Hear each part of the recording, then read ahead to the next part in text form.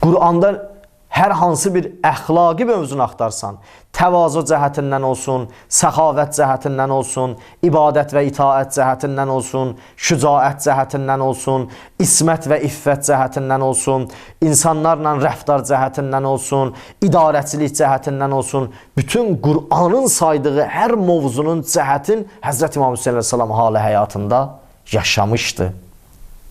Ki, ən bəyənilən əxlaqın göstəricisidir Həzrət İmam Hüseyin əleyhissalam. Qur'anın müqəddəs ayələrin yaşamışdı İmam Hüseyin əleyhissalam halı həyatında.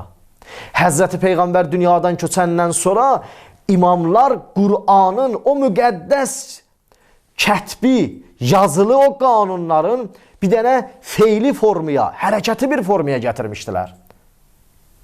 Qur'an bir kitabdır ki, yazılıb, amma onun bir mücəssəmə forması olmalıdır.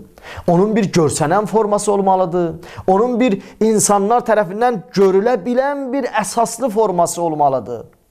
Real bir forması olmalıdır. Həzrət İmam Hüseyin əleyhissalamın Qur'anın bütün hüquqların, müqəddəs yolların, bütün həqlərinin mücəssəmə formasıydı. Bütün bəyənilən əxlaqlar, yəni Həzrət İmam Hüseyin əleyhissalam.